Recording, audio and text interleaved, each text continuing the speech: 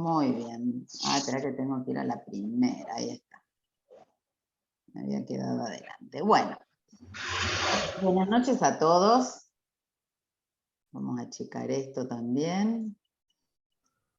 Entre esta clase y la semana próxima, porque lo que hablábamos recién es un tema contundente, un poquito largo, y considero que es muy importante y hay que manejarlo. ¿Manejarlo qué? Teniendo idea de lo que son las lesiones potencialmente malignas, lo que es el campo cancerizable, cómo se ven estas lesiones malignas, que aunque no lo crean, muchas veces se demoran en diagnosticarlas. Y lo importante de estos temas que vamos a ver es que quede la idea, el concepto, la imagen, para que cuando vean este tipo de lesiones, lo primero que piensen es, ¿no será una lesión maligna? Así que bueno, lo vamos a ir viendo así con tranquilidad, de a poquito, para que se vaya absorbiendo la información. Yo creo que por las dudas me parece que, a ver si puedo sacar esto por si hay inconvenientes con las imágenes. Así que sacamos imagen de acá.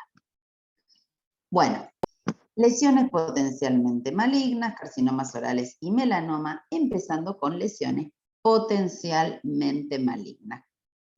¿Qué vamos a considerar en esta parte? En el 2005, la Organización Mundial de la Salud recomendó cambiar los términos que se estaban usando como premaligno, precanceroso, por el de potencialmente maligno, así como también dejar de utilizar esa distinción entre lesiones, condiciones precancerosas para referirnos a todas las situaciones clínicas que tienen un incremento en el riesgo de cancerización, utilizando una denominación común de desórdenes potencialmente malignos, término que va a reflejar la amplia distribución anatómica de estos procesos.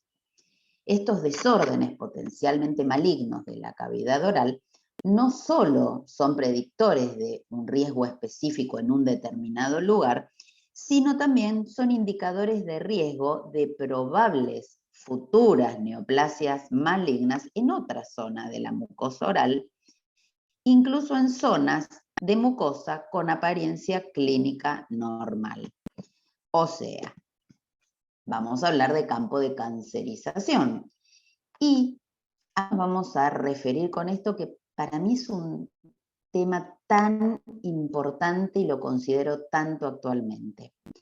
Las mucosas del tracto aerodigestivo superior de un determinado paciente que están sometidas de forma similar a los agentes cancerígenos habituales a los que puede estar sometido otro paciente, en estos que tengan campo de cancerización hay un mayor riesgo de desarrollar nuevos carcinomas. Este término de campo de cancerización es empleado para describir múltiples terrenos de enfermedades premalignas, o mejor dicho, potencialmente malignas, con prevalencia mayor de la que esperaríamos en este paciente, con aparición de múltiples tumores primarios o secundarios locales y la presencia de tumores distantes sincrónicos. A ver, quiero ver si está sonando mi pito del coso este. Si, no, pero si voy a salir voy a hacer macana para sacar el WhatsApp web. Bueno, entonces, vuelvo a repetir.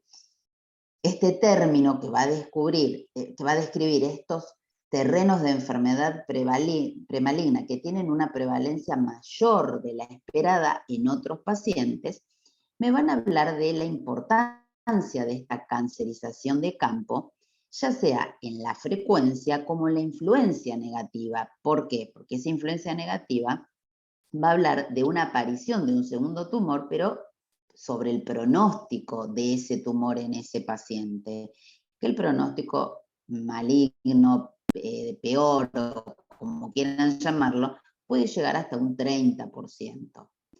¿Cuáles son las zonas que nos pueden hacer pensar, sospechar que van a poder desarrollar un segundo tumor? En general las vamos a buscar en los bordes laterales de la lengua, en la cara ventral de la lengua, en el piso de la boca, que decimos que son zonas de alto riesgo. Pero esto no va a eliminar otras zonas, ¿sí? Después vamos a ver más adelante que ese campo de cancerización, estas son las zonas de mayor vulnerabilidad, pero también pueden aparecer segundas lesiones malignas en otra zona. Entonces, acá lo que vamos a considerar es que en un paciente con determinada predisposición genética va a tener mayor posibilidad de desarrollar otra lesión maligna, o sea, un tumor secundario, o la reaparición del primario que ya se trató. Entonces, la carcinogénesis es el resultado de alteraciones genéticas y epigenéticas acumuladas que pueden llevar a una inestabilidad cromosómica, ya sea en forma de aberraciones numéricas o estructurales, que se van a detectar como un contenido anormal del ADN o aneuploidía, como una activación de oncogenes, como así también la inactivación de genes supresores tumorales. O sea, tanto la activación de oncogenes como la inactivación de genes supresores tumorales son los que van a estar involucrados en este campo de cancerización. Como yo digo siempre, hay predisposición genética, parece un término común, vulgar, pero la realidad es esa. Ustedes conocen personas que han tenido más de una lesión maligna. Y en este campo de cancerización, en esta zona de mucosa aerodigestiva superior, las lesiones malignas van a salir en zonas de diferente localización. ¿Cuál es la nueva clasificación para estos trastornos potencialmente malignos? Se la dividió en 4 grupos. Del 1 al 4 los vamos a ir ubicando en el primer grupo, un tejido que morfológicamente está alterado por factores externos responsables de su etiología que van a tener una transformación maligna. Por supuesto, estos van a ser relacionados con los hábitos y los no relacionados con los hábitos. Dentro de ellos, ¿qué vamos a incluir? Asociado a los hábitos, lo que uno primero va a pensar, asociados al uso de tabaco. Hay leucoplasia y la palatitis nicotínica, si bien en algunos lados encontramos que la palatitis nicotínica no va a tener problemas, no va a tener ninguna potencial transformación maligna, yo considero que no es así. Si esa mucosa está respondiendo, por algo será. Dentro de este grupo 1 asociado a los hábitos, también lo asociado al uso de betel. Yo siempre lo pongo porque cada tanto uno puede encontrar el que usa o personas que viven en otro lado y las vamos a atender, sobre todo por ahí, acá en Capital, ¿no? Que es tan cosmopolita esta ciudad.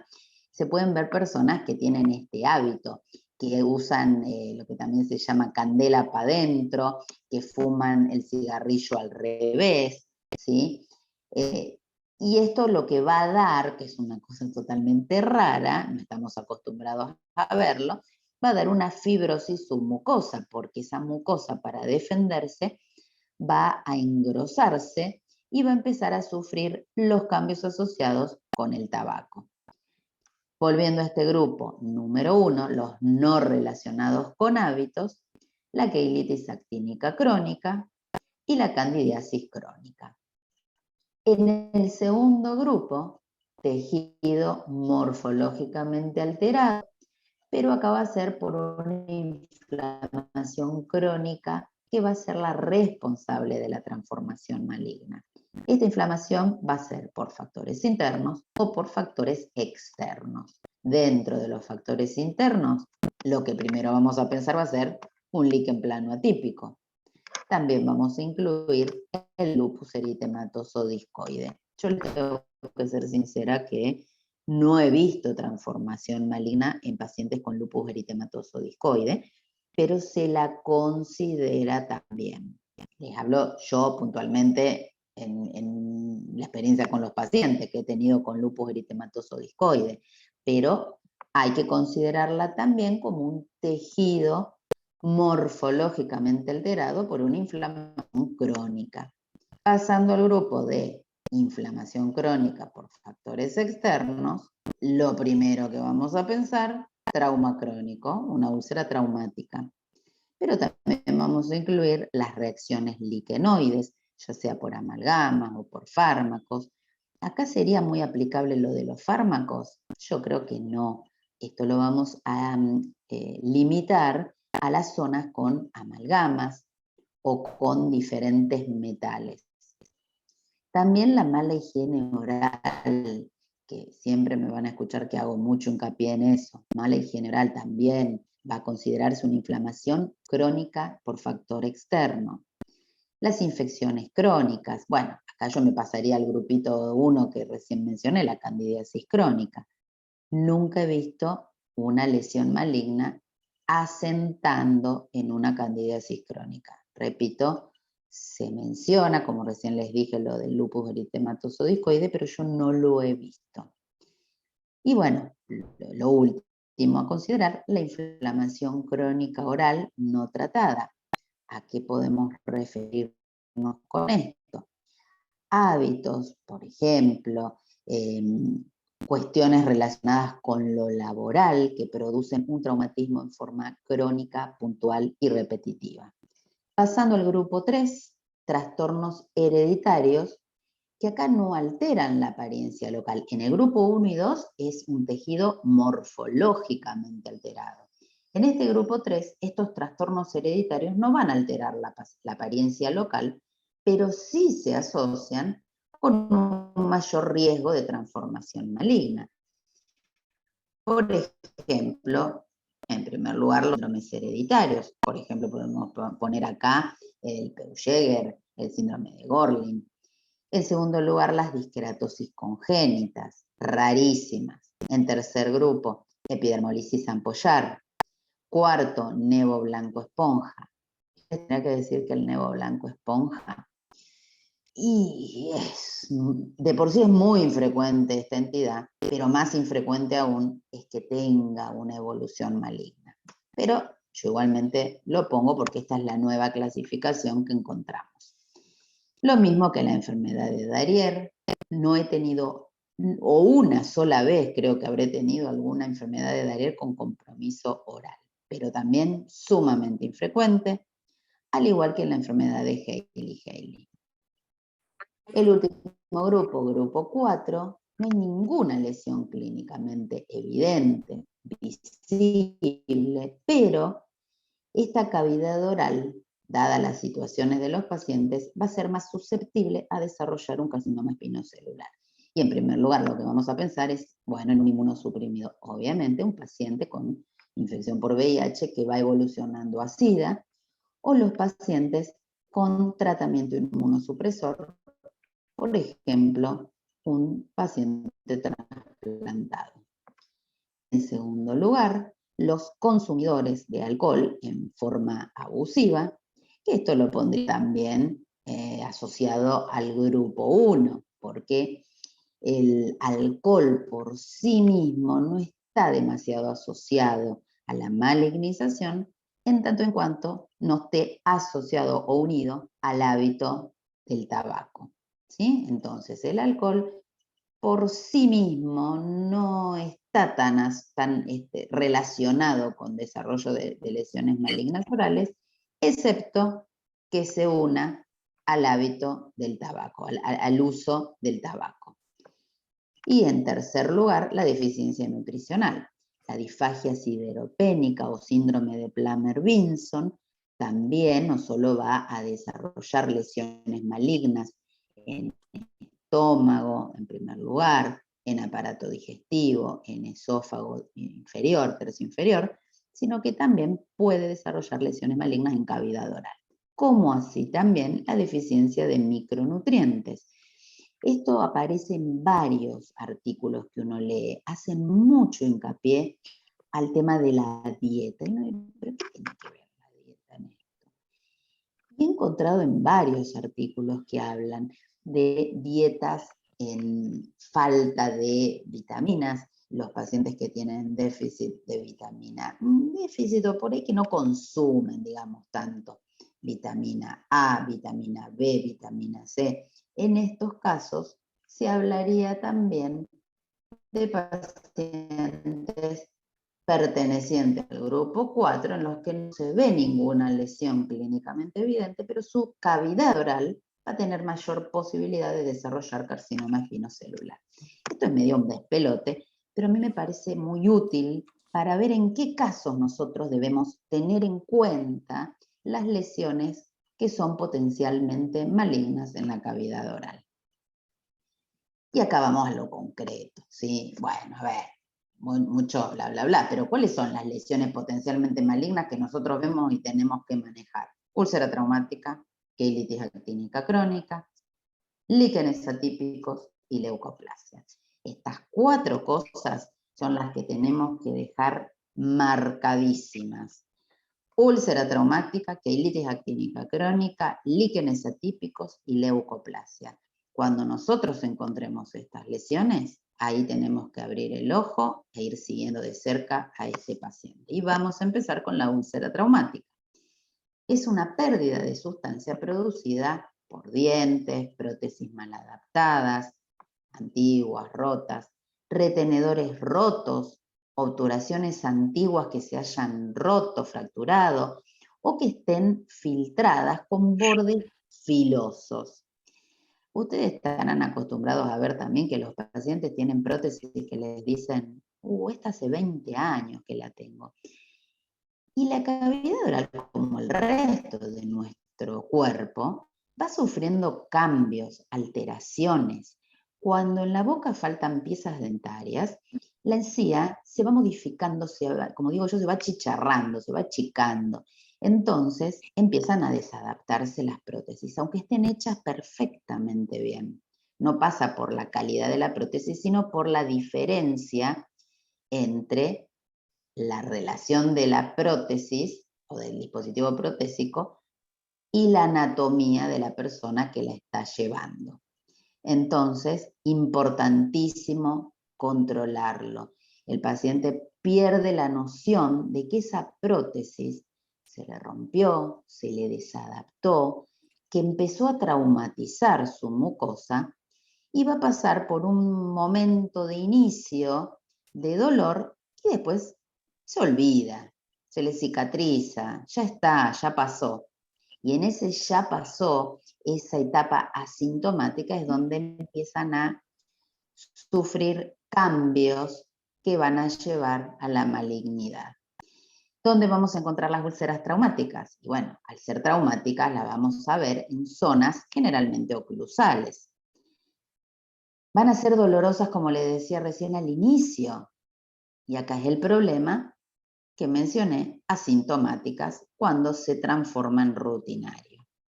La relación causa-efecto es muy identificable, porque yo tengo que mirar la boca del paciente y ver cómo está relacionado con el continente, ¿sí? No tengo que mirar el contenido de la lesión, tengo que ver esa lesión, pero su relación con el continente de la cavidad oral, qué contacto tiene con las piezas dentarias, porque yo puedo solucionarlo, estoy en el punto en el que puedo modificarlo.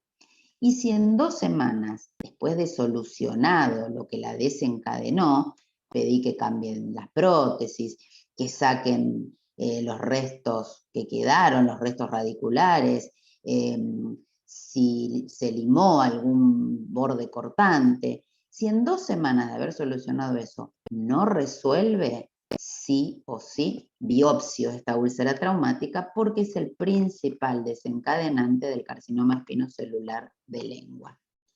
Entonces, claro, si yo miro esto, pero ¿cómo no me voy a asustar? Inmediatamente digo, esto no será un carcinoma. claro, este no sería por ahí el punto para pensarlo, porque ven que tiene todo un borde blanquecino, leucoqueratóxico, como de defensa del trauma. Tengo este fondo que es bastante parejito, o sea, le doy la opinión desde mi punto de vista, ¿sí? Yo miro esta lesión y digo úlcera traumática de una. Empiezo a ver la relación con las piezas dentarias, pero si ustedes tienen dudas, le van nuevamente a pedir un control en 15 días después de haberlo mandado al paciente al odontólogo. Entonces voy a ir haciendo el seguimiento. La voy viendo más chiquita, bueno, voy respirando, se va cerrando esa úlcera y ahí está casi cerradita del todo. Yo no doy el alta hasta que no está cerrada completamente. Este paciente con esta erosión importante en la mucosa labial, también la fui siguiendo, siguiendo, siguiendo y hasta que cerró no le di el alta. Fíjense estas otras. Cuando el paciente saca la lengua y vemos esta úlcera, perdemos la noción del contacto. ¿Pero qué es esto? ¿Qué se lo hizo? Entonces yo le digo que metan la lengua dentro de la boca, que toquen el bordecito incisal, como cuando están con la boca cerrada. Ahí vuelvo a abrir, miro y digo, a ver, esto, con esto estará en contacto, ¿ven? Con este molar horrible y roto. Esto es lo que me lo generó. Pero yo tengo que ver la lesión en el contexto de, como les dije antes, el continente. Acá también, fíjense esta otra úlcera, bien nuevita, ven, está bien rojita, y acá tiene este resto radicular, ven que está directo, directo. Yo creo que no podemos perdernos esto, no podemos no darnos cuenta qué es lo que lo está generando. Úlcera traumática nuevamente, miren, está bien lineal, con todo este terreno leucoqueratóxico, defensa, y miren este molar. El odontólogo se lo habrá arreglado súper bien, pero quedaron estas puntas que son lo que lo están generando, ¿sí? Esta otra también que, resuelto el dispositivo protésico que la estaba generando, cerró divina y quedó re bien. Bueno, no hay mucho para decir de una úlcera traumática. Es como les dije, determinar qué la desencadenó y resolverlo. Ahora, es más difícil manejar una queilitis actínica crónica.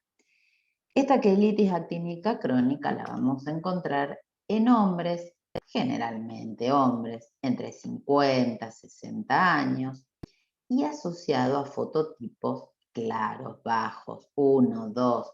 Decimos que la quelitis actínica crónica la tienen los rubios y de ojos claros. Así en general decimos eso. Pero también la pueden tener los que están expuestos de manera repetida a la exposición solar, y que viven en climas secos, ventosos, cálidos, como en la Patagonia nuestra, por ejemplo.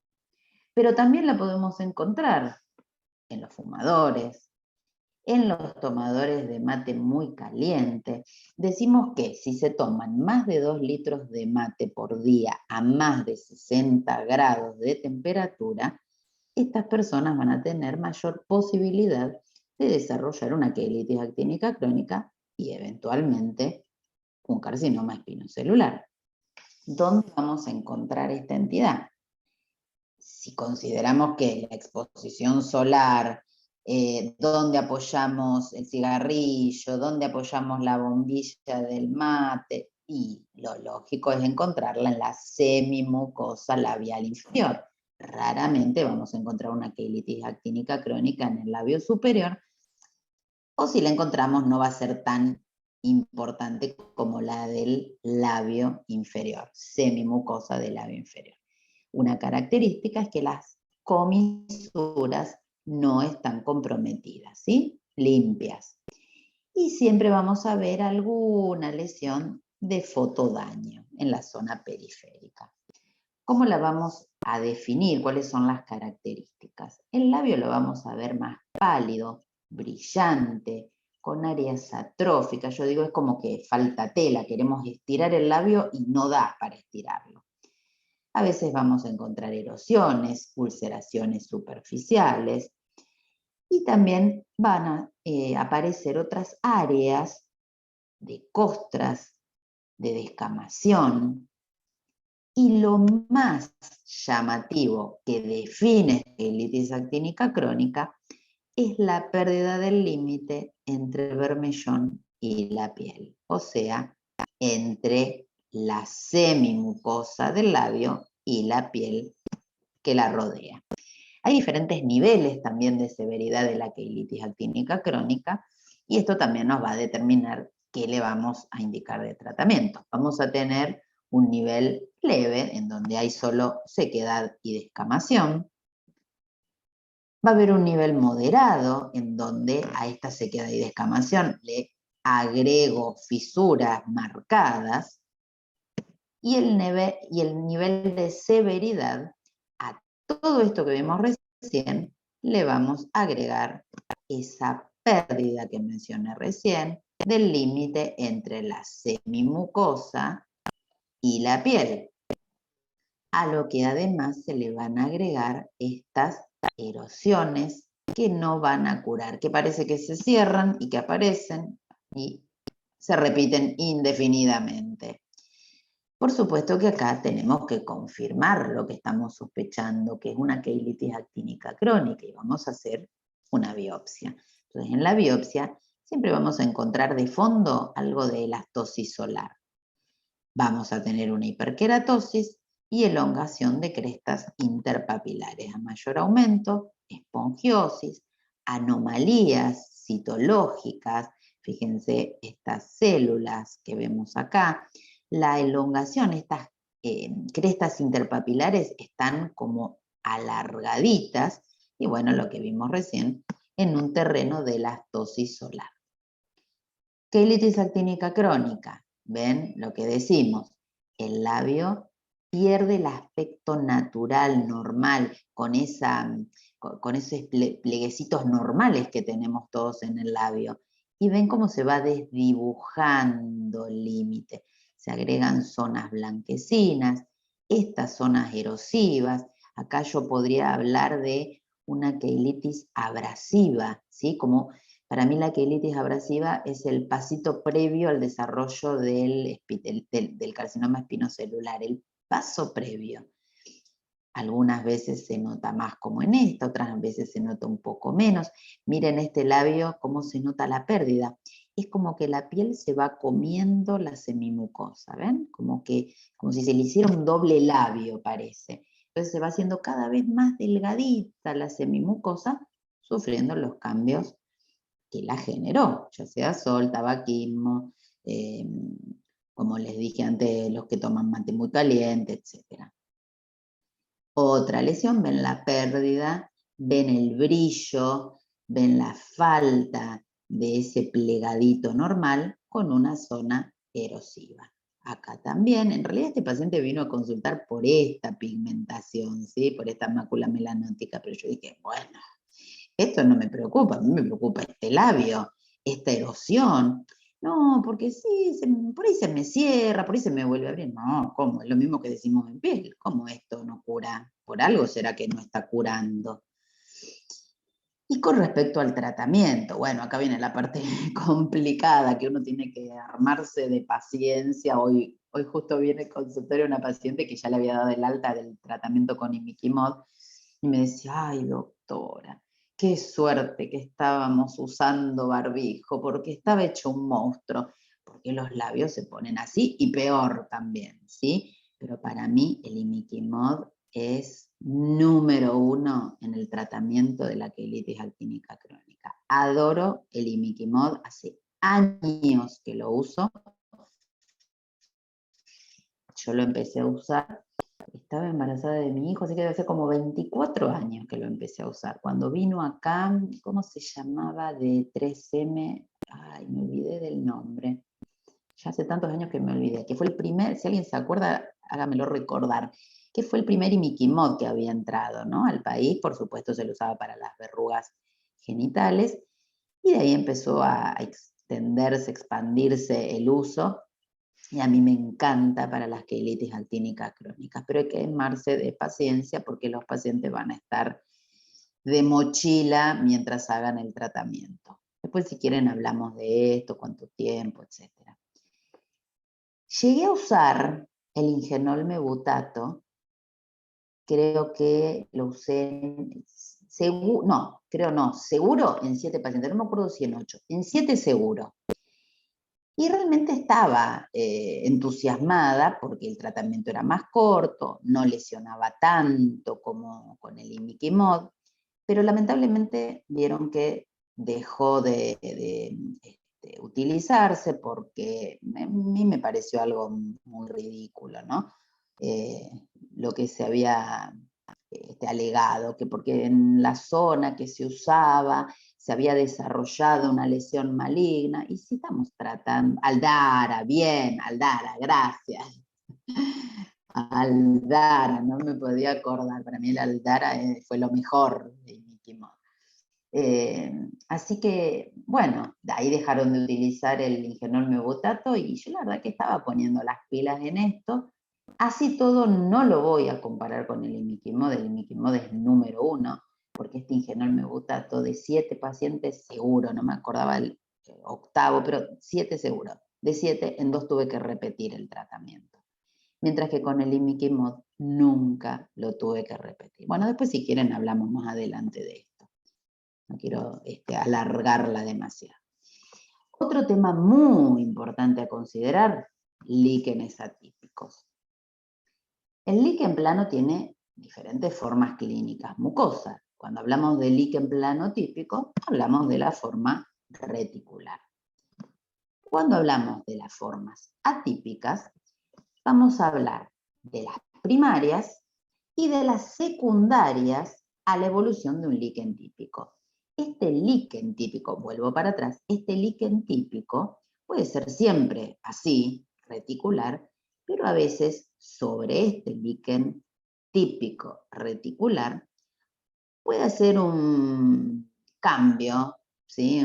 Se puede chiflar y empezar a dar origen a un líquen plano atípico, o sea, secundario a la evolución de este líquen típico.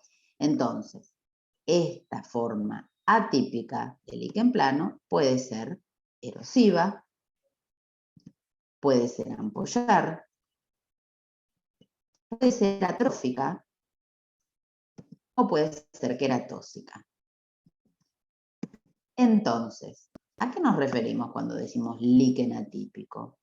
Es un líquen que tiene una mayor susceptibilidad a los efectos carcinogenéticos externos que vimos al principio, ¿sí? Entonces, de ahí viene esa palabra atípico. Para mí, atípico es igual a lesión potencialmente maligna. Estos efectos carcinogenéticos externos van a incluir, por ejemplo, los factores locales. Esto que veíamos, efectos mecánicos, traumáticos, ¿sí? Químicos, algún producto que se esté utilizando, alguna medicación. Pueden ser factores locales biológicos también, como dijimos. Y bueno, esta carcinogénesis que tenemos en este campo, bueno, la pueden tener por estas alteraciones genéticas, ¿sí? También hay otros fármacos que puntualmente pueden aumentar esta susceptibilidad, como por ejemplo el uso de AINES, de antimaláricos y compuestos de metales que, bueno, tanto ya no lo estamos usando, ¿no? Pero oro, bismuto, el bismuto que lo usamos para diarreas, aunque uno no lo crea, estos fármacos también se los puede asociar a una mayor susceptibilidad. Y por supuesto también las enfermedades sistémicas, pero asociado a la diabetes, a la hipertensión, al estrés. Y sí, en conjunto, todos también van a tener su papel importante en la carcinogénesis para estos líquenes atípicos. La transformación maligna, que es lo que habla la palabra de atípico, va a tener una frecuencia Y como digo siempre, dependiendo del consultorio, ¿sí? Porque si uno hace dermatología general, por ahí la frecuencia va a ser de 0,4. Si uno hace un consultorio de estomatología, la frecuencia va a llegar hasta un 5%. ¿Y en qué formas de líquen vamos a encontrar esta transformación maligna? En las formas erosivas y en las formas queratóxicas. Y no vamos a decir que 100% no va a pasar en la forma reticular. Yo les diría que es sumamente infrecuente, pero sumamente infrecuente, una transformación maligna en un líquen típico, o sea, líquen reticular. El líquen erosivo, como su nombre bien lo indica, se manifiesta con enantema, erosiones, ulceraciones, ampollas. El eritema que hablamos en piel, yo pongo eritema porque es más entendible, pero en la mucosa no se habla de eritema, sino de enantema, es lo mismo, para decir un término un poco más acorde, ¿sí? Entonces, la lesión elemental del líquen erosivo, como su nombre lo indica, son erosiones que duelen mucho, que arden, que dificultan la masticación. Y suele ser resistente al tratamiento, pero hasta ahí les diría, ¿no? Este líquen erosivo lo vamos a encontrar generalmente en lengua, en dorso de lengua, dando esta formita de alitas de mariposa, con un dolor impresionante. Lo vamos a encontrar en las encías, conocido como gingivitis erosiva, muy doloroso que dificulta el cepillado y empieza a empeorar porque se junta esta placa bacteriana. Entonces, se hace un círculo vicioso, no se puede cepillar los dientes, se acumula placa bacteriana, esa placa bacteriana se transforma en un superantígeno que empeora la lesión del líquen. Estas erosiones muy importantes, que como ustedes saben, el líquen tiene fenómeno de Koebner, el traumatismo con las piezas dentarias la empeora y hace salir nuevas lesiones. Otra vez, como les dije, la formita de alas de mariposa, para mí tiene forma de tiroides por ahí más que de alas de mariposa, pero es verdad, a mí me había llamado la atención esta forma en dorso de lengua y lo encontré en la bibliografía que hablaba de, no se sabe por qué, tiene esta forma. Bueno, para buscar un tema aparte romántico de la presentación de las lesiones. Líquen queratóxico. El líquen queratóxico lo vamos a encontrar generalmente en mucosa queratinizada. ¿Cuál es la mucosa queratinizada? Dorso de lengua, encía adherida, paladar duro. En estas zonas vamos a encontrar placas blancas, gruesas, generalmente asintomáticas, o puede manifestar alguna molestia, pero esa molestia sería digeusia, mínimo ardor, pero digeusia. El paciente va a consultar porque perdió el gusto, ¿sí? Tengo esto en la lengua, esta cosa blanca, dura, que no me permite sentir los sabores. Por eso es que también se va a demorar más aún la consulta y por eso yo les tengo que decir que para mí el líquen queratóxico tiene mayor transformación maligna que la forma erosiva. Y les digo por qué. El líquen erosivo se ve con mucha más frecuencia. Vamos a hablar, por ejemplo, de 10 pacientes, vamos a hacer un ejemplo así, con números sencillos. 8 van a tener líquen erosivo. Como consultan precozmente porque duele mucho, uno lo puede tratar, frena este estímulo importante de cambio nuclear de las células.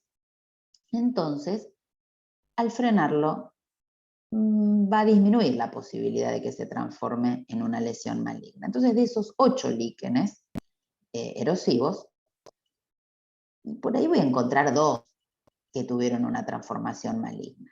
Ahora, el líquen queratóxico es más infrecuente, es mucho más infrecuente que el líquen erosivo.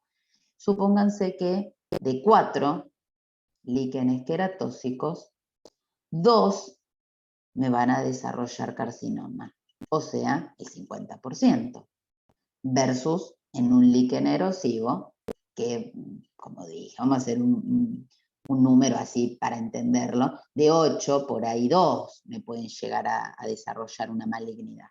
Entonces, para mí, el líquen que tiene mayor transformación maligna es el líquen queratóxico. Pero si bien cuando uno pregunta cuál es el líquen, todos vamos a contestar el líquen erosivo. Pero yo les estoy dando la explicación desde mi punto de vista. El líquen queratóxico me llega muchas veces ya operado, no tanto previo a la cirugía. Me llegan ya operados, porque en el estudio histopatológico de la pieza quirúrgica se informa carcinoma espinocelular desarrollado sobre terreno de líquen, bla, bla, bla, bla, bla, bla. Ahí me llega a mí, ¿sí? Así que, si bien es una entidad prácticamente asintomática, es sumamente importante tratarla y controlarla, por lo que les estoy diciendo. La consulta se demora y el diagnóstico también. Miren esta lesión en dorso de lengua. Si yo miro esto, en primer lugar pienso un carcinoma verrugoso.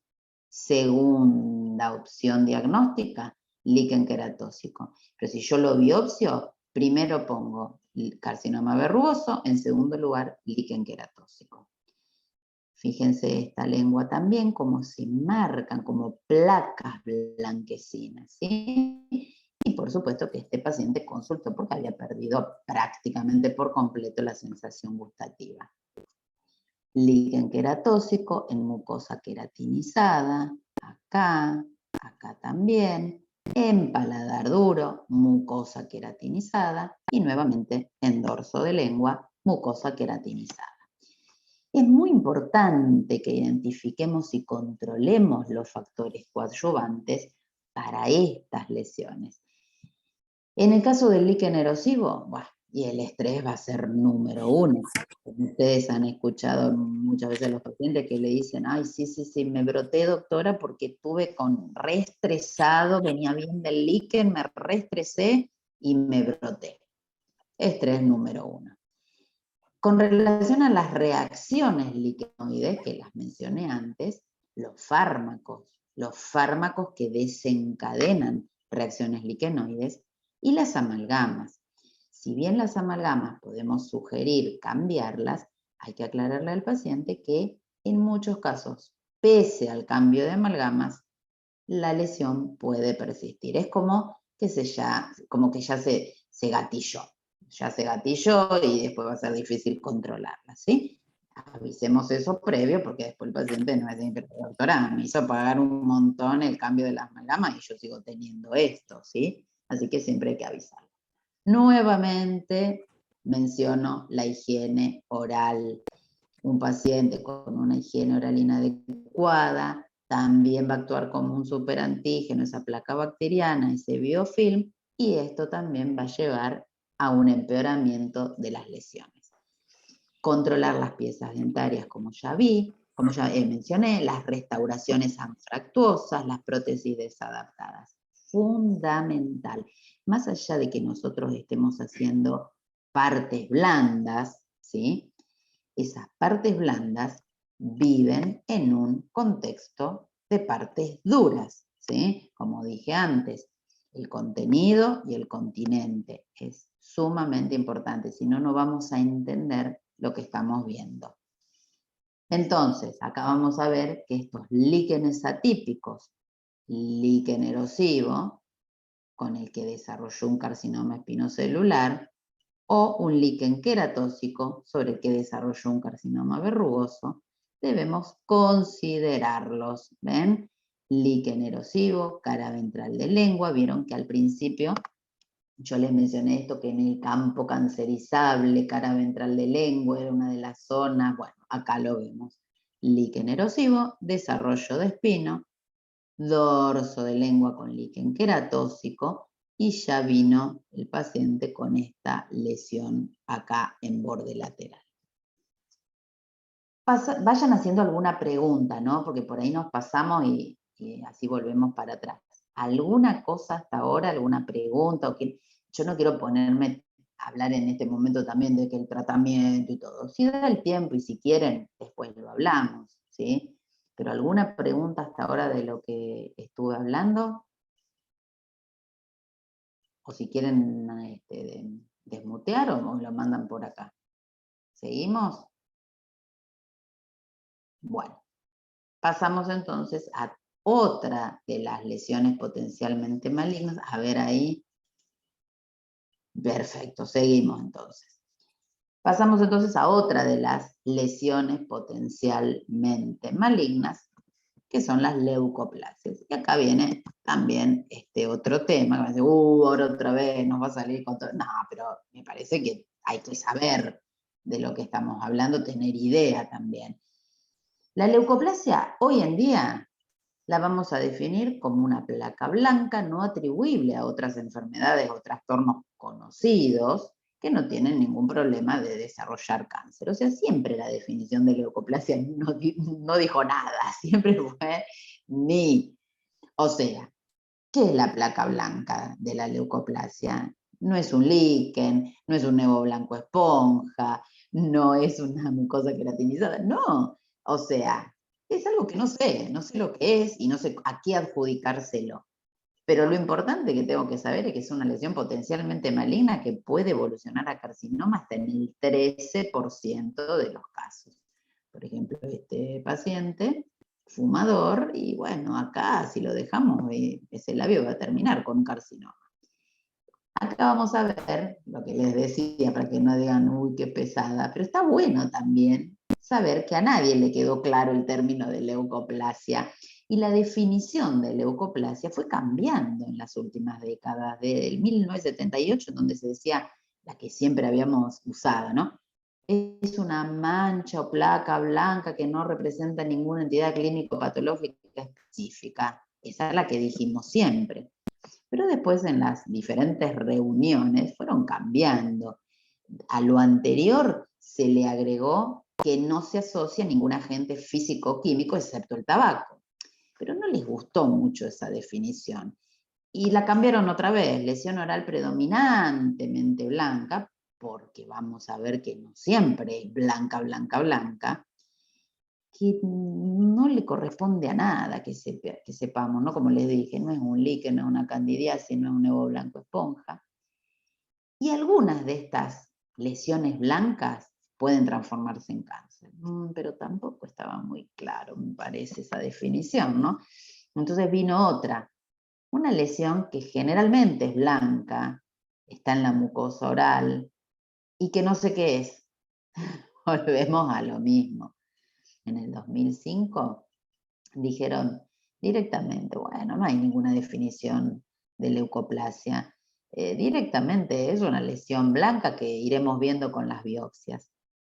En el 2007 dijeron, bueno, basta, vamos a terminarla y vamos a poner alguna definición. Yo tengo que poder decir que es una leucoplasia. La leucoplasia se debe usar para reconocer placas blancas que tienen un riesgo de desarrollar algo maligno, pero luego de haber excluido otras enfermedades ya conocidas. Obviamente, vuelvo a poner de ejemplo, si esto no es un líquen, si esto no es un nevo blanco esponja, si esto no es una candidiasis, ¿y entonces qué será? Es algo que puede tener un riesgo de desarrollar un carcinoma. Entonces, se presenta un paciente con una placa blanca. Vuelvo a repetir, descartamos todas las otras ya conocidas, ya sea por medio de la historia clínica o por medio del examen. Volvemos entonces. Placa blanca, que no corresponde a nada conocido, voy a poner un diagnóstico previsorio, ¿sí? De leucoplasia. Voy a decir, esto podrá ser una leucoplasia, pero ¿cómo me voy a enterar? Voy a biopsiarla. Voy a biopsiarla, entonces me dice, no, te confundiste, esto en realidad era un líquen. Ah, bueno, listo, ya está. Tengo el diagnóstico confirmado histopatológico, listo, lo trato por su lado. Pero la histopatología me excluye todas estas. ¿sí? Vuelvo a poner de ejemplo. Me excluye el líquen, el nevo blanco de esponja, bla, bla, bla, bla, mucosa mordiscada, todas las blancas que quieran. Entonces me va a decir, no, acá hay una displasia. Entonces esta placa blanca con la displasia histológica que encontré, le voy a poner de título leucoplasia displásica.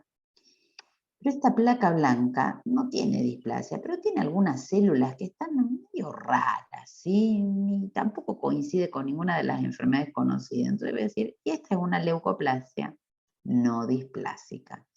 Si ustedes pensaban que la leucoplasia era fácilmente diagnosticable, no, para nada, no es tan fácil. Y más todavía si no recordamos cuáles son los factores físicos y bioquímicos que la pueden generar. Porque yo no voy a decir que alguien tiene una leucoplasia si dentro de esta etiopatogenia no se incluye el uso de tabaco y de alcohol, o los que usan o que toman bebidas calientes.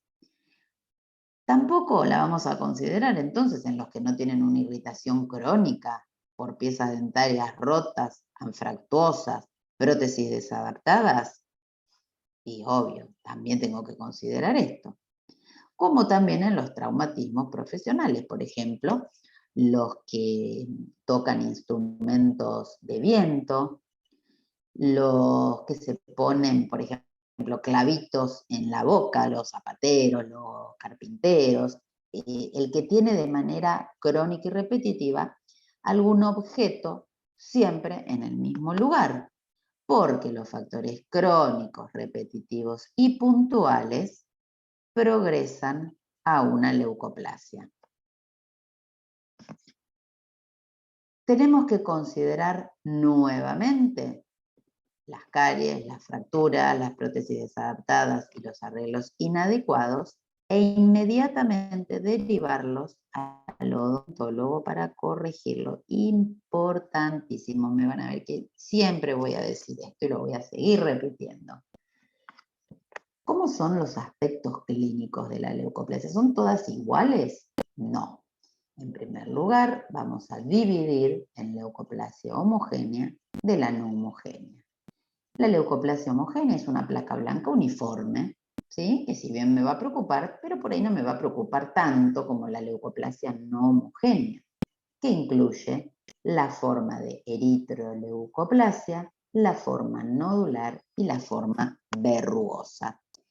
Esta es la leucoplasia homogénea, parejita, que si bien me preocupa, bueno, no me va a preocupar tanto como esta, ¿sí? Leucoplasia no homogénea, eritroleucoplasiforme, o sea, es la ex leucoplasia moteada.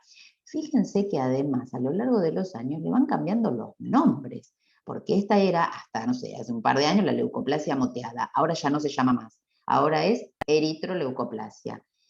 Y vieron que en las definiciones también se incluía placa blanca, placa generalmente blanca, pues yo les decía, porque no siempre son absolutamente blancas.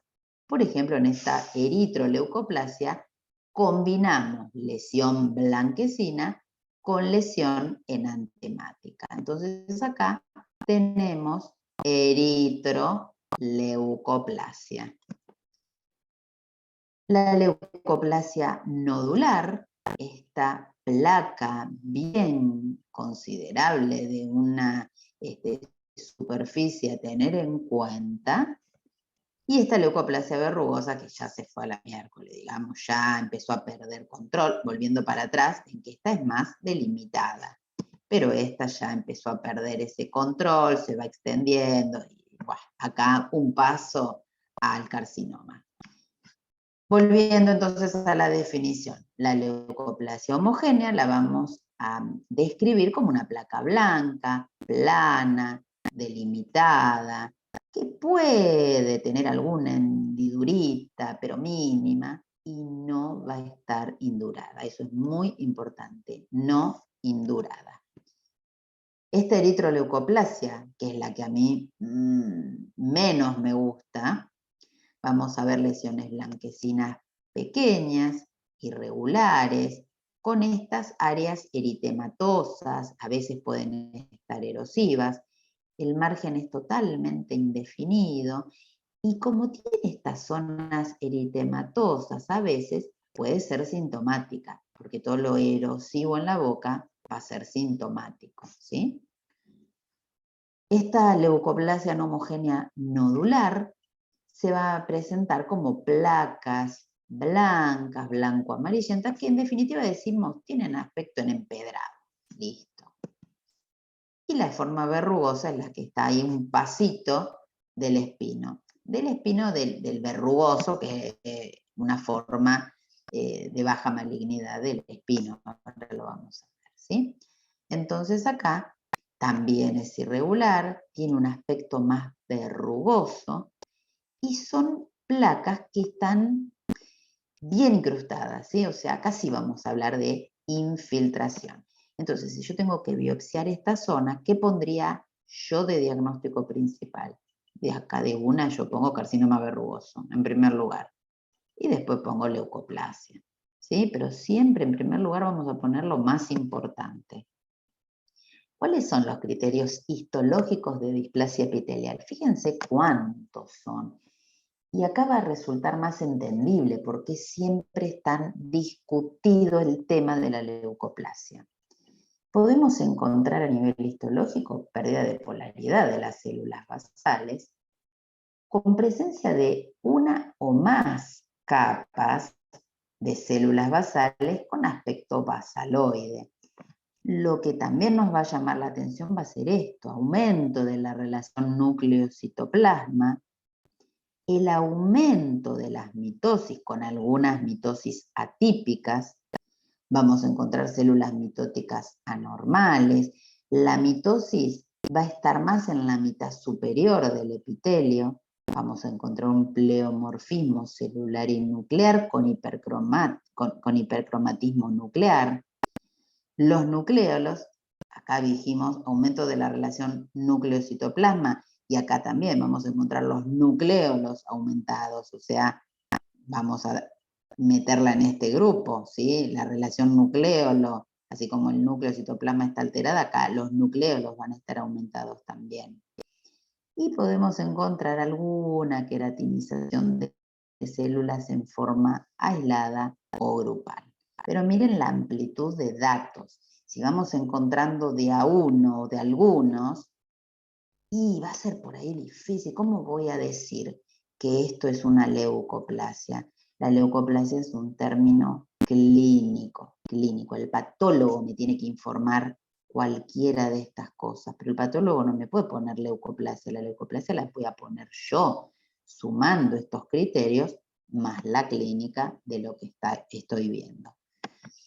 Acá tenemos también zonas de ubicación de alto riesgo, que significa zonas de mayor transformación maligna. Entonces, van a ser la zona del piso de la boca, como vimos antes, cara ventral de la lengua, paladar blando y orofaringe. Son las zonas de mayor transformación maligna. Pero acá viene una parte complicada que a mí me da mucho miedo cuando tengo pacientes con esto. Las variantes de la leucoplasia. La leucoplasia verrugosa proliferativa. Es un subtipo de la leucoplasia verrugosa. Vieron que era el último grupito de leucoplasia. Es cuando la leucoplasia verrugosa se va a la miércoles y empieza a desarrollar esta leucoplasia verrugosa proliferativa. Repito, es un subtipo de leucoplasia verrugosa. Pero acá la etiología es desconocida. ¿La vamos a asociar al papiloma, al virus del papiloma humano? Ah, pero también la podemos asociar al virus de Epstein-Barr. Pero qué sé yo, ¿por qué se produjo? Si yo sé que tengo factores físicos y o químicos para que se me produzca una leucoplasia, pero acá medio que se me está escapando eso. Ahora vamos a ir viendo los criterios diagnósticos. La evolución es agresiva, eso es lo importante de esto. A diferencia de la leucoplasia habitual, es multifocal, tenemos más de un foco de localización. es resistente al tratamiento, muy resistente, no responde a nada y tiene un alto grado de recurrencia mayor del 70%. ¿Y qué pasa con esto? Tiene una alta tasa de transformación maligna en corto plazo, moderado plazo, ¿sí? Va siguiendo sus pasitos de a poco, de a poco, de a poco, hasta que vaya evolucionando una lesión maligna. Entonces vamos a tener criterios diagnósticos para decir que es una leucoplasia verrugosa proliferativa. Criterios mayores y criterios menores. Dentro de los criterios mayores, como vimos hasta ahora, la leucoplasia va a estar en una zona. ¿Por qué? Porque está en relación, por ejemplo, a un traumatismo puntual, repetitivo, o en un paciente fumador, por ejemplo, a donde más llega el humo. Pero acá no, acá vamos a tener esta leucoplasia que va a estar en más de 2 lugares de mucosa oral diferentes. Por ejemplo, voy a tener una placa blanca en la encía y por ahí puedo tener otra en el paladar. O sea, ahí ya se me pifió el diagnóstico, porque digo, esto es la otra cosa. En estas placas va a haber una zona verrugosa, sí o sí, van a ser placas verrugosas. Estas lesiones se extendieron o se engrosaron durante el tiempo de la evolución, o sea, desde que apareció a lo largo de los años o de los meses, fueron agrandándose y se volvieron más gruesas todavía. Supónganse que yo dije, bueno, a la miércoles, la mando a cirugía, me sacan la lesión, pero en esa misma zona me vuelve a aparecer la misma placa. A nivel histopatológico, que es lo que también confunde, va a empezar desde un inicio informando hiperkeratosis epitelial simple, nada más, hiperkeratosis, hiperkeratosis, hiperkeratosis, bueno, pero entonces no hay nada acá, si tiene una hiperkeratosis, pero de a poquito va a ir cambiando hasta que pase a una hiperplasia verrugosa, a un carcinoma verrugoso, a un espino celular in situ, para terminar en un espino celular infiltrante. Dentro de los criterios menores, estas placas blanquecinas, sumándolas, tienen que ocupar al mínimo 3 centímetros. En general van a corresponder al sexo femenino, yo les diría una relación 9-1, mujer-hombre, pero esto también me está trastornando, porque yo digo, pero esta paciente no es tabaquista, ¿y por qué tiene esta leucoplasia? ¿Qué es lo que la está generando? Y la evolución de esta enfermedad va a ser mayor a 5 años. En general el paciente va a consultar con una lesión que ya viene y viene y viene de a poco, y empezó chiquita y se le fue agregando y le apareció otra placa y lenta.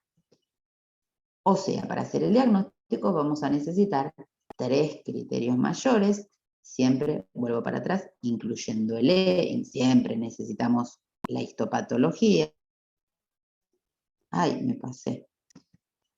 Incluyendo la histología, o 2 criterios mayores, siempre incluyendo el E, más 2 menores, ¿sí? Entonces, cualquiera de estos, siempre incluyendo el E, por ejemplo, presencia de una zona verrugosa con una hiperkeratosis epitelial en una mujer no tabaquista, ¿sí? Con eso, ahí ya vamos a hacer el diagnóstico de leucoplasia verrugosa proliferativa.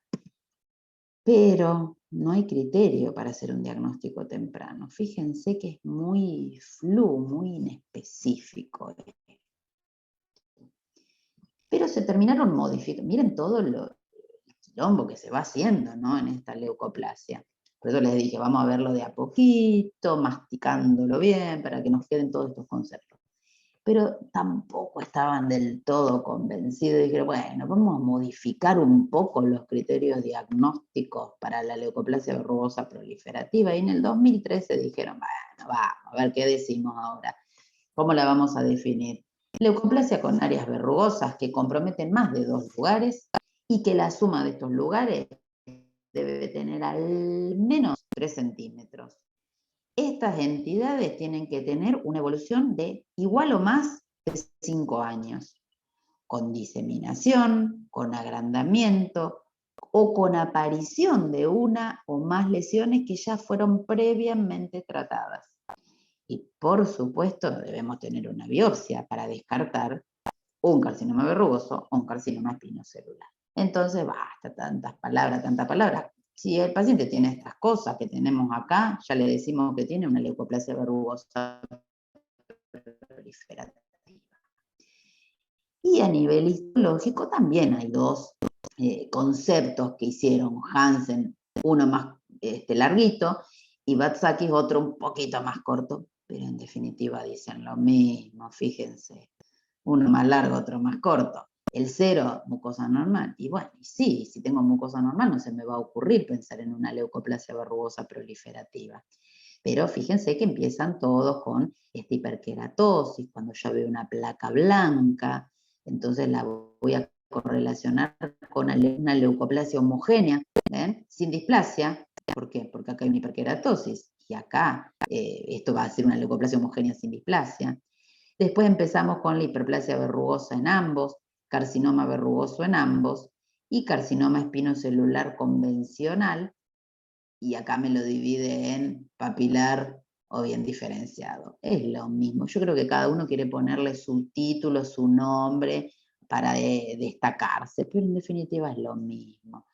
Empezamos con una hiperkeratosis y terminamos con un carcinoma espinocelular invasor. Esa es la realidad. En el intermedio vamos a ir pasando por hiperplasia verrugosa para llegar a terminar en un carcinoma espinocelular.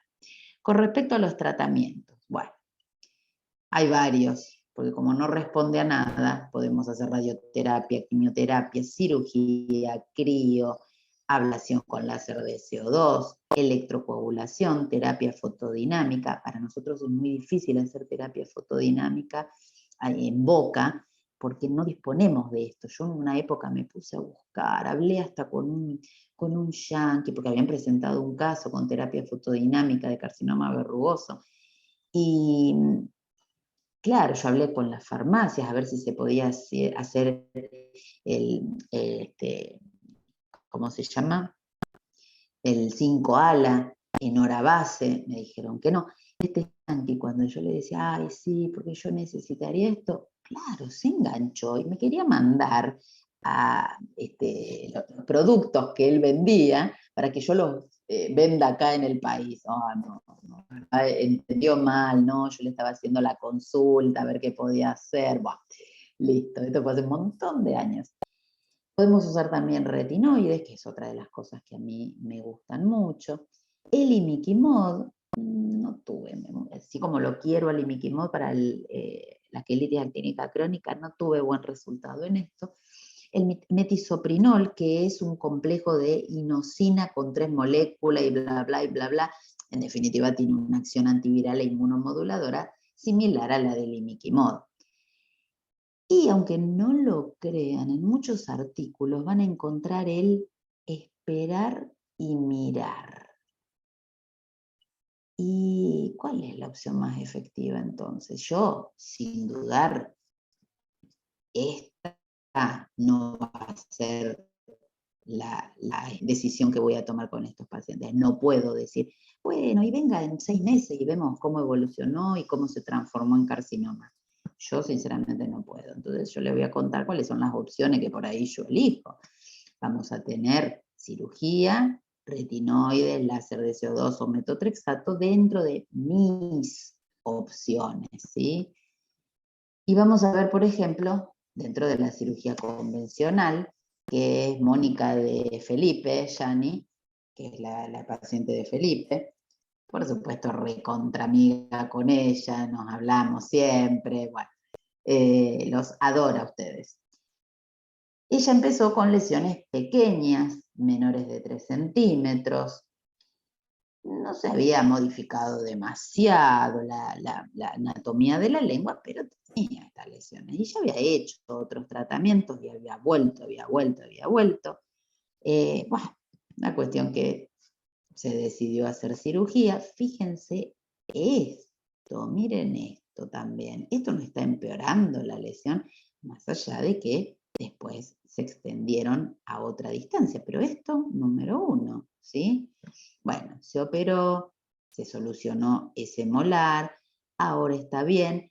Me mandó, hará un par de meses, otra vez una plaquita chiquititita. Bueno, y ya lleva, no me acuerdo, pero lleva un par de años de operada. Fíjense la recurrencia, alta tasa de recurrencia. Bueno, esta señora que tenía lesiones multifocales, no podía hacer otro tratamiento porque estaba anticoagulada, cardiópata, tenía como 89, 88, bueno. ¿Por qué se decidió con esto? Se la mandé a Velasco, dijo hacerle láser de CO2. Acá era el campo quirúrgico poco sangrante en una paciente anticoagulada, por supuesto. Buena cicatrización, no le molestó para nada, le hacía salir en la foto sonriendo, ¿sí? Y quedó fantástica. Esto ahí el dedo de Velasco haciéndole el láser y tuvo muy buena respuesta. A ella lo único que le preocupaba era que los nietos le preguntaban qué tenía en el labio, miren cómo estaba, y a ella le importaba una miércoles todo lo demás. Pero excelente respuesta. Yo creo que esta señora ya se murió, estaba viejita, dejó de venir a controlarse porque indudablemente habrá fallecido. ¿Cuándo usamos retinoides sistémicos? Es una de las drogas que más utilizo en la leucoplasia verrugosa proliferativa. Como ustedes conocen, ustedes saben, los retinoides sistémicos evitan la aparición de una segunda lesión primaria, previenen, mejor dicho, la aparición de una segunda lesión primaria y evitarían una recurrencia de la que ya está. Eso cuando hablamos de carcinoma espinocelular. Esto no sería aplicable en la leucoplasia verrugosa proliferativa, pero al menos estoy dándole herramientas para que esas células de la capa basal empiecen a generar otras de un poquito mejor calidad. Y a mí me deja más tranquila, porque ojos que no ven, corazón que no siente, les tendría que decir acá. Yo veo que se van aclarando las lesiones y me da tranquilidad. Pero, ahí viene el dedito que se mete en donde no corresponde, el campo cancerizable de estos pacientes. Por ejemplo, el caso que les muestro acá, mujer de 65 años, no tabaquista, no alcoholista, compromiso de tercio superior de esófago. Es un dato muy importante a considerar en la leucoplasia verrugosa proliferativa, porque el tercio superior del esófago tiene el mismo epitelio que el resto de la cavidad oral. Entonces, en esta entidad es bastante frecuente que se encuentre compromiso esofágico. ¿El problema cuál es? Que va a ser asintomático, porque esto es asintomático. Entonces, cuando yo confirme una leucoplasia verrugosa proliferativa, debo derivar al paciente a un gastroenterólogo sugiriendo la realización de una endoscopia alta para ver si hay algún compromiso esofágico. Más todavía me voy a decidir por el uso del acitretin, ¿sí? Del retinoide sistémico. Acá no me va a servir la cirugía, porque si tengo algo en el esófago, ¿cómo hago para llegar ahí? Voy a usar un retinoide sistémico. Fíjate esta señora la cantidad de lesiones que tenía. Bien, característica de leucoplasia verrugosa proliferativa, las lesiones blancas en el tercio superior del esófago. Con una dosis de 25 miligramos día de acitretin, ya a los 40 días de tratamiento se va viendo una disminución de las lesiones, ¿sí? Y miren, inicio, 4 meses de tratamiento, 9 meses de tratamiento. Y yo les tengo que ser sincera, me quedo más tranquila. Cuando empiezo a ver que todo esto prácticamente desapareció, yo digo que acá es como si uno tuviera un Rottweiler atado. Al Rottweiler lo suelto y puede hacer cualquier desastre. Y acá es lo mismo. Mientras yo mantenga al paciente con el retinoide sistémico, y bueno, me quedo tranquila porque lo estoy controlando un poco a esto. Si deja de usarlo, como si descongelara a Walt Disney, vuelve a seguir su evolución, ¿sí? Pero miren qué buena respuesta, ¿no? La verdad que ya con esto a mí me da un alivio importante, ¿sí? 18 meses de tratamiento, yo le diría que está muy bien. Otra paciente, 66 años, fíjense, ninguna era tabaquista, alcoholista, nada, ella lo único que tenía era hipercolesterolemia. Y viene con una, por supuesto confirmado por biopsia, una hiperplasia verrugosa en el tercio anterior de borde lateral de lengua, cara ventral, y una hiperplasia verrugosa en la parte posterior. Esta era moderada y esta era leve.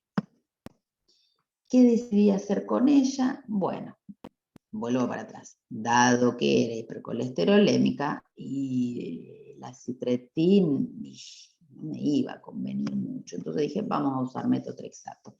Yo el metotrexato lo uso para el carcinoma verrugoso. Y como esto está ahí, es un, a ver, hermano no reconocido, digamos, del carcinoma verrugoso, que en definitiva va a terminar con él, me permite utilizar el metotrexato en forma de ciclos. Esto se usa desde 1979, en donde Crispan y Abulafia lo empezaron a usar y a mí me gusta mucho. ¿Cómo se usa? Metotrexato, 2.5 miligramos, 2 veces al día, cada 12 horas, ¿sí? 2.5 cada 12 horas, durante 10 días. ¿Por qué? Porque acá el metotrexato lo volvemos quimioterápico al darlo de esta manera, ¿sí? No vamos a darlo en una dosis semanal como usamos para una psoriasis. Tratamos de usarlo así en 2 dosis diarias en ciclos de 10 días y en forma mensuales. Por supuesto que no vamos a dar 40.000 ciclos. Mi límite, cuando yo les cuento, es lo que hablo de mi experiencia en esto. Yo más de 4 ciclos no doy, porque ahí voy a haber logrado una disminución de tamaño y eventualmente una resección quirúrgica, teniendo en cuenta que después lo voy a tener que enganchar al paciente con retinoides, o en el caso en el que no puedo darle retinoides, puedo echar mano a ácido retinoico en forma local. Bueno, el ácido fólico igual, como ustedes ya saben, ¿no? Esta paciente, de inicio, primer ciclo de metotrexato, segundo ciclo, cuarto ciclo. Divina, estaba bárbara, bárbara. Quedó después con el ácido retinoico, re bien, pero ¿qué pasó? A los 6 meses de finalizado el cuarto ciclo, viene un día y me dice, doctora, mire lo que me salió acá. Un SEC moderadamente diferenciado en la mucosa yugal. Y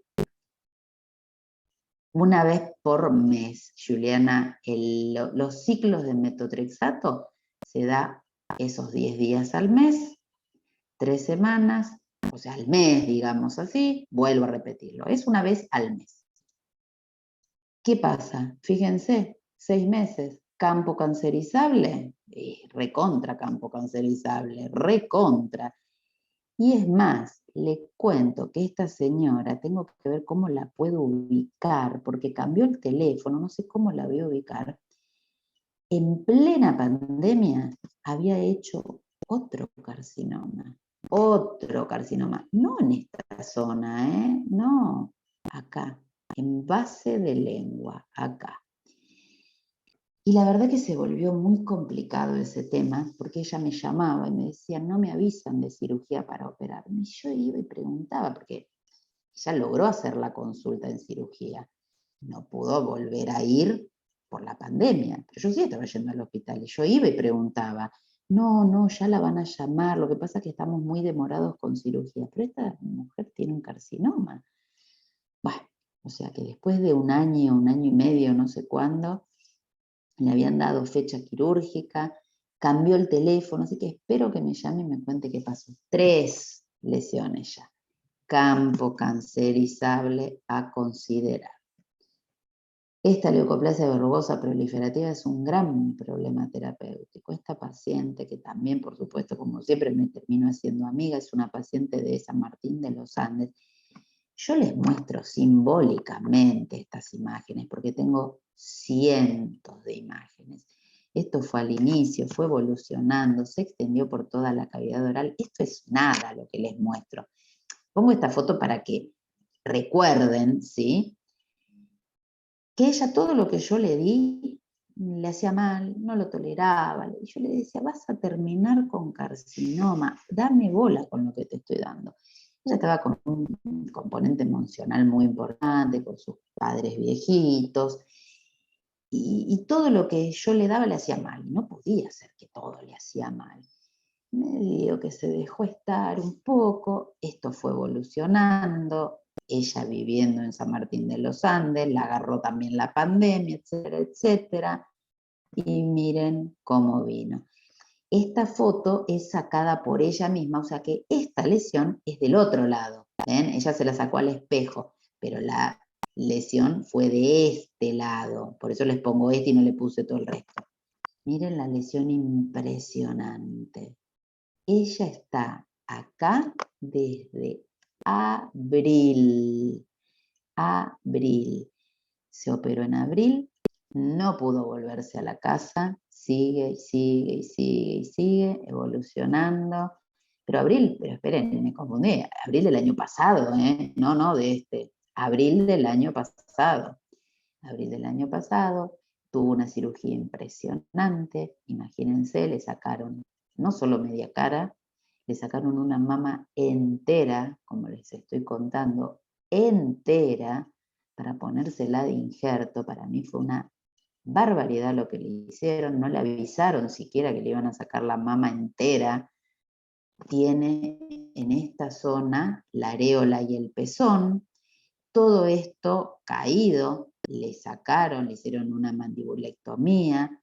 No, bueno, sin palabras no les puedo ni seguir contando la evolución de esta mujer. Ahora está esperando que le hagan una reconstrucción estética y se la están peloteando y bueno.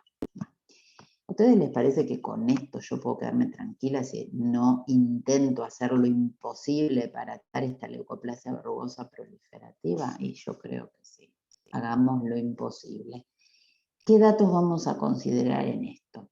La posibilidad de evolución maligna es mayor en lesiones de gran tamaño o multifocales y menor en lesiones gingivales, pero les acabo de mostrar una excepción, porque esta señora, la lesión que se malignizó fue precisamente la gingival. Así que bueno, ojo cuando leemos y le damos relevancia a eso, porque justo en ella fue esa la que malignizó. Hay una alta tasa de transformación maligna que no la vamos a asociar al tabaquismo y alcoholismo juntos. Entonces, ¿acá de qué vamos a hablar? De estas aberraciones moleculares que dijimos al principio, de este campo cancerizable tan importante. Y algo que a mí realmente me encantó, porque siempre odié ese término, esa definición, la introducción del término leucoplasia verrugosa proliferativa ha hecho que que desaparezca de la literatura la odiosa papilomatosis oral florida. ¿Por qué? Porque esto daba lugar a confusiones. Me han venido pacientes que el médico que los estaba tratando decía, no, pero esto es una verruga, una papilomatosis oral florida, no es nada, no es nada. No, es un término que daría a pensar en algo benigno, una verruga, como vino una señora con un carcinoma verrugoso impresionante, y no me hizo nada mi médico, porque me dijo que era una verruga. Bueno, así que se voló, papilomatosis oral florida, leucoplasia verrugosa proliferativa. Entonces, conclusiones. Ante la confirmación de la leucoplasia verrugosa proliferativa, debemos comenzar con terapéutica activa. Mi opinión. ya sea cirugía, láser, combinación de tratamientos, etcétera, aunque la respuesta sea súper escasa, pero algo tengo que hacerle. Consideremos también la morbilidad de la escisión quirúrgica, porque es más del 60-70% de recurrencia. Entonces, ojo, tengo una paciente, no, 2 pacientes me acuerdo, que tengo que me dijeron, ay doctora, ya me hicieron 4 cirugías en la lengua, es una tortura, no quiero volver a operarme. Y encima después de las 4 cirugías, 4 una, 3 otra, le volvió a aparecer la lesión. Entonces, ojo, no mandemos a hacer resección quirúrgica sin considerar esa alta tasa de recurrencia. Y en esta leucoplasia verrugosa proliferativa, el control debe ser periódico y de por vida. Gabriel, me estás diciendo, no, yo no tengo ni idea ya de la hora, ni sé, a ver qué hora estamos. 21:46, me tengo que ir a cocinar, claro. Bueno, como yo les dije acá, esperen que llegamos a un perfecto y correcto stop, como si lo hubiéramos tenido calculado.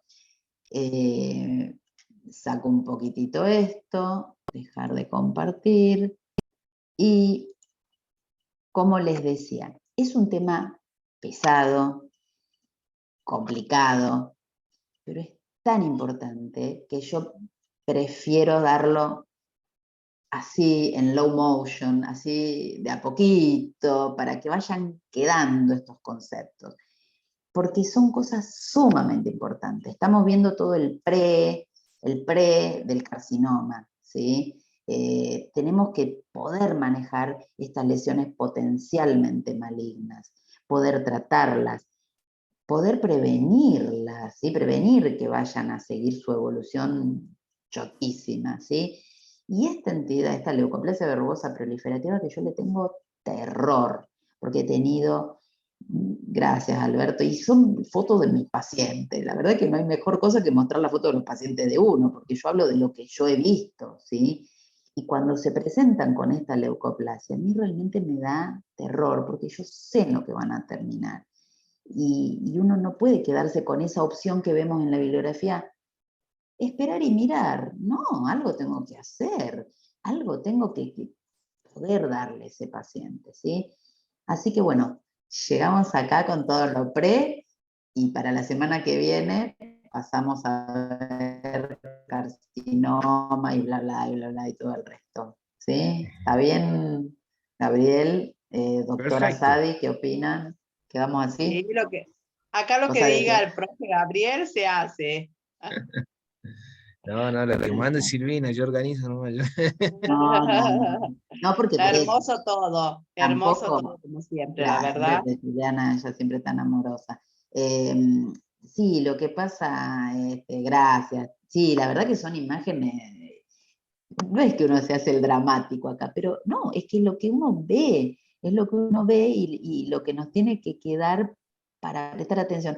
No, buchecito, ya está, no es una candidiasis, esto es una Buchecito. no, pero te juro, es así. No, es una candidiasis, lo tengo 1 año y medio dándole fluconazol. No es que yo estoy exagerando, es como me llegan los pacientes así.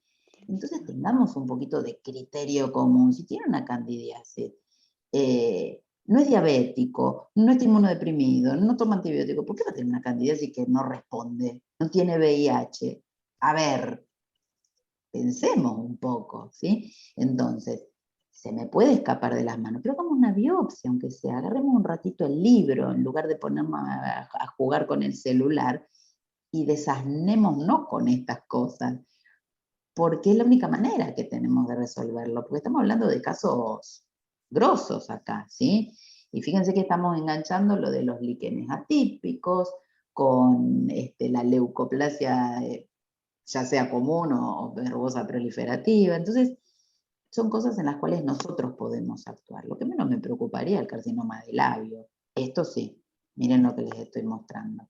¿Cómo podemos operar una persona que tiene lesiones multifocales?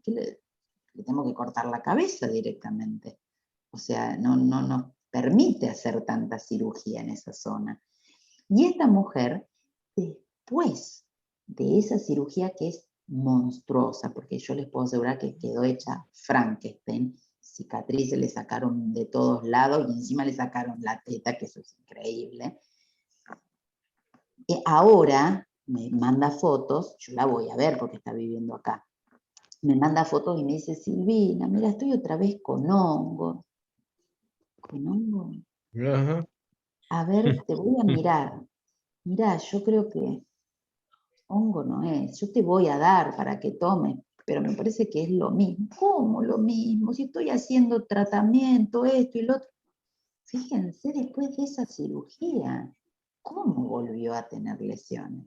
En otra, voy a ver si pongo alguna de las tengo acá en el celular. Otra vez, a ver si las encuentro y les muestro esto y ya terminamos acá. A ver si les puedo mostrar la de ahora. Esperen un poquito, que debo tener acá. Miren, esto es de la otra zona. No sé si llegan a ver ahí. ¿Ven? De la otra zona de la boca, porque de un lado no tiene nada. Y miren, ahí otra vez, otra vez. Miren cómo le quedó en la encía, ven ahí abajo. No sé si llegan a ver bien, ¿no? Sí. Otra vez. Entonces, ¿yo cómo voy a decir? Ahí directamente, bueno, no, esta es, así sería esta foto. Así. Ahí. Bueno, así que fíjense cómo merece esto ser tratado y controlado, ¿sí? Bueno, basta. Nos vemos la semana que viene, me voy a cocinar. Bueno, ¿alguna preguntita? Perfecto. Si no, la Nada, semana que viene seguimos, ¿sí? La anotan y la charlamos la semana próxima, ¿sí? Excelente todo, Silvina. Muchísimas Bueno, gracias. Bueno, un beso grande, besos a todos. Siempre, gracias, Nos siempre, vemos como siempre, martes excelente próximo. ella. gracias, besos, besos. Nos vemos la semana que viene. Besos. Chao.